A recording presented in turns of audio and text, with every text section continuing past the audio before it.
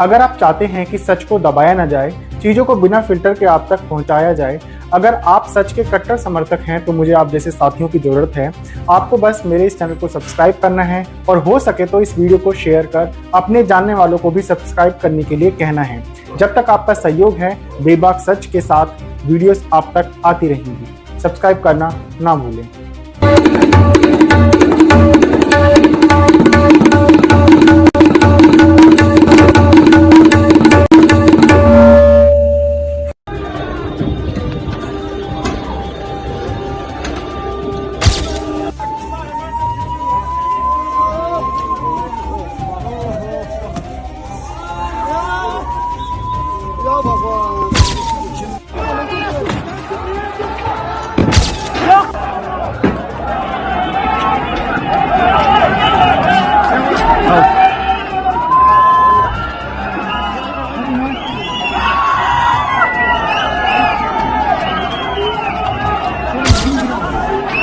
घटना हो चुकी है, किसी के अपने अब नहीं रही हैं। मुझे कोई यह बताए कि किसने पुलिस को लाठीचार्ज करने के ऑर्डर दिए थे। पुलिस की क्या ही बात करूं, पुलिस कठपुतली बनकर रह गई है। सिस्टम के अच्छे खासे हिस्से को सरकार ने अपने हाथों की कठपुतली बनाकर रख दिया है। हमेशा कांग्रेस ने ये किया, कांग्रेस ने वो किया, आप खुद कुछ नहीं कर पा रहे हो। देखिए, अगर आज लद्दाख को स्टेट का दर्जा दिया जाता है तो सबसे ज्यादा मिर्ची किसे लगेगी? सरकार ने अनशन होने ही क्यों दिया? क्यों सरकार ने लद्दाख के लोगों को विश्वास में नहीं लिया? गृह मंत्रालय सहित तमाम सरकारी एजेंसियां जितनी फुर्ती से अब एक्शन दिखा रही हैं, उतना पहले क्यों नहीं दिखाया? नमस्कार, मेरा नाम है गौरव। भारत में एक नया ट्रेंड चला हुआ है और वो है जिम्मेदारी से भागना। मैं यहाँ सरकारों की बात कर रहा हूँ। लद्दाख के लेह में हिंसा हुई जिसमें करीब 4 लोगों की मौत हो गई। 50 लोग हिरासत में लिए जा चुके हैं। घटना हो चुकी है, किसी के अपने अब नहीं रहे हैं। और अब चल क्या रहा है कि कैसे किसी को जिम्मेदार ठहराया जाए। मुझे कोई यह बताए कि किसने पुलिस को लाठीचार्ज करने के ऑर्डर दिए थे। क्या पुलिस ने बिना ऑर्डर के लाठीचार्ज कर दिया था? पुलिस की क्या ही बात करूं, पुलिस कठपुतली बनकर रह गई है। नौकरी की मांग को लेकर प्रदर्शन हो, गलत के खिलाफ प्रदर्शन हो, सरकार की नीतियों को लेकर प्रदर्शन हो, पेपर चोरी के खिलाफ प्रदर्शन हो, सरकार की नीतियों के खिलाफ प्रदर्शन हो, हर जगह बस पुलिस लाठीचार्ज करती हुई नजर आती है। सिस्टम के अच्छे खासे हिस्से को सरकार ने अपने हाथों की कठपुतली बनाकर रख दिया है। लद्दाख के लोग ऐसा तो नहीं मांग रहे जो आपके लिए अनजान हो। मैं इस सरकार से सवाल कर रहा हूँ। लद्दाख के लोग लद्दाख को एक राज्य का दर्जा और स्टेट को अनुसूची 6 में शामिल करने की मांग कर रही हैं, ताकि कल को कोई सरकार विकास के नाम पर उनकी जमीनों को उद्योगपतियों के हवाले ना कर दे। लद्दाख के लोगों का कल्चर, उनकी पहचान को सुरक्षित रखा जा सके। इतनी सी मांगों को वो मोदी सरकार पूरा नहीं कर पा रही है जो 1947 के भारत विभाजन, कारगिल युद्ध, पाकिस्तान के टुकड़े और पाकिस्तान के कब्जे वाले जम्मू कश्मीर को भारत में शामिल किए जाने को लेकर कांग्रेस की सरकारों पर निशाना साधती रही है। हमेशा कांग्रेस ने ये किया, कांग्रेस ने वो किया, आप खुद कुछ नहीं कर पा रहे हो। स्टेट की मांग को क्यों नहीं पूरा किया जा रहा है? अभी समस्या क्या है? क्यों वहां के लोगों से स्टेट का वादा कर उनके साथ वादा खिलाफी की गई है? एलजी कविंदर गुप्ता ने कहा कि लद्दाख के हिंसा प्रभावित लेह जिले में और जान माल के नुकसान को रोकने के लिए कर्फ्यू लगाया गया है। एलजी को यह भी बता देना चाहिए कि सरकार ने राज्य की मांग पूरी करने के लिए लद्दाख के लोगों के साथ जो बातचीत की थी उसका क्या हुआ, उसे क्यों बीच में रोक दिया गया? यह सरकार चीन का नाम आने से इतनी कांपने क्यों लगती है? यह सारा खेल चीन का है। सरकार को आम लोगों को जानकारी दे देनी चाहिए कि चीन की वजह से वह लद्दाख को स्टेट का दर्जा नहीं दे सकते हैं। अगर चीन कारण नहीं है तो फिर बता दे कि क्यों स्टेट का दर्जा नहीं दिया जा सकता है।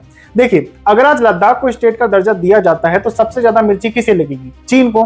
क्या यही सरकार के पीछे हटने का कारण हो सकता है? देखिए, बहुत आसान है यह कहना कि किसी दूसरे ने वो नहीं किया, यह नहीं किया, लेकिन जब खुद के करने की बात आती है तो यही लोग पहले जो शेर होने का दावा करते थे, किसी बिल में छुपे जानवर के प्रति बर्ताव करने लगते हैं।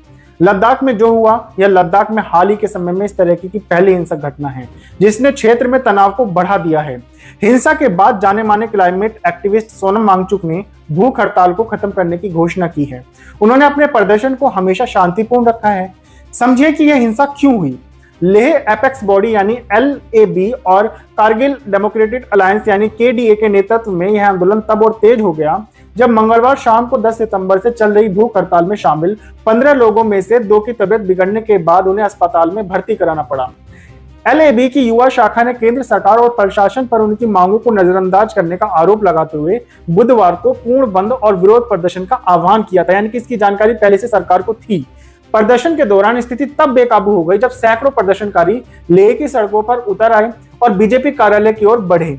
स्थानीय लोगों के अनुसार पुलिस ने प्रदर्शनकारियों को बीजेपी कार्यालय के बाहर इकट्ठा होने से रोकने की कोशिश की, जिसके बाद कुछ युवाओं ने कथित तौर पर पथराव शुरू कर दिया। इसके जवाब में पुलिस ने आंसू गैस के गोले छोड़े और लाठीचार्ज का सहारा लिया। इस दौरान कई वाहनों, जिनमें एक पुलिस वैन शामिल थी, को आग लगा दी गई। एक्टिविस्ट सोनम वांगचुक ने हिंसा की इस घटना को दुर्भाग्यपूर्ण बताया है। उन्होंने कहा कि लेह में बहुत दुखद घटना हुई। शांतिपूर्ण तरीके से आंदोलन करने का मेरा संदेश आज विफल हो गया है। मैं युवाओं से अपील करता हूं कि कृपया यह सब बंद करें, इससे सिर्फ हमारा मकसद खराब होता है। लद्दाख को अगस्त 2019 में जम्मू कश्मीर से अलग कर केंद्र शासित प्रदेश बनाया गया था। जब अनुच्छेद 370 को निरस्त किया गया, उस समय सोनम वांगचुक सहित लेह के कई निवासियों ने इस कदम का स्वागत किया था, सरकार का समर्थन किया था। हालांकि एक साल के भीतर ही लोगों में केंद्र सरकार द्वारा अनदेखी के कारण असंतोष बढ़ने लगा। लद्दाख की 97% आबादी आदिवासी और निवासी छठी अनुसूची के तहत स्वायत्तता की मांग कर रहे हैं, जो उन्हें भूमि, जंगल, पानी और खनन जैसे महत्वपूर्ण मुद्दों पर कानून बनाने का अधिकार देगी। इसके अलावा वे पूर्ण राज्य का दर्जा, एक सार्वजनिक सेवा आयोग और 2 संसदीय सीटों की भी मांग कर रही हैं। हाल ही में गृह मंत्रालय ने 20 सितंबर को घोषणा की थी कि लद्दाख के प्रतिनिधियों के साथ अगली दौर की वार्ता 6 अक्टूबर को होगी।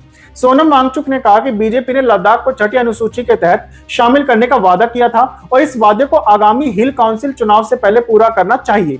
उन्होंने चेतावनी दी कि अगर सरकार अपनी प्रतिबद्धता पूरी करती है तो लद्दाख के लोग बीजेपी को वोट देंगे, नहीं तो इसका उल्टा प्रभाव पड़ेगा। अब सुनिए सरकार का एक्सपर्टीज मूव, जिसमें वो एक्सपर्ट है। केंद्र सरकार ने देर शाम को जारी एक बयान में कहा कि इस हिंसा के लिए क्लाइमेट एक्टिविस्ट सोनम वांगचुक जिम्मेदार हैं। गृह मंत्रालय ने दावा किया कि वांगचुक ने अरब स्प्रिंग और नेपाल के जैन जेड आंदोलन का जिक्र किया और उनके भड़काऊ भाषणों ने भीड़ को भड़काया। इसके कारण तोड़फोड़, आगजनी और पुलिस के साथ हिंसक झड़पें हुई। बताओ, सोनम वांगचुक लंबे समय से भूख हड़ताल कर चुके हैं, कर भी रहे हैं, तब भी उन्होंने अपने विरोध को शांतिपूर्ण रखा और अब जब नाकामी सरकार के गले की फांस बनती जा रही है तो निशाने पर कोई और ही है। सरकार ने अनशन होने ही क्यों दिया? क्यों सरकार ने लद्दाख के लोगों को विश्वास में नहीं लिया? गृह मंत्रालय सहित तमाम सरकारी एजेंसियां जितनी फुर्ती से अब एक्शन दिखा रही हैं, उतना पहले क्यों नहीं दिखाया? वांगचुक ने दावा किया कि बीजेपी ने 2019 के लोकसभा चुनाव और 2020 के हिल काउंसिल चुनावों में छठी अनुसूची का वादा किया था, लेकिन अब इसे नकार रही है। आपका इस बारे में क्या कहना है, कमेंट में जरूर बताएं। वीडियो को लाइक करें और चैनल को सब्सक्राइब जरूर करें। नमस्कार।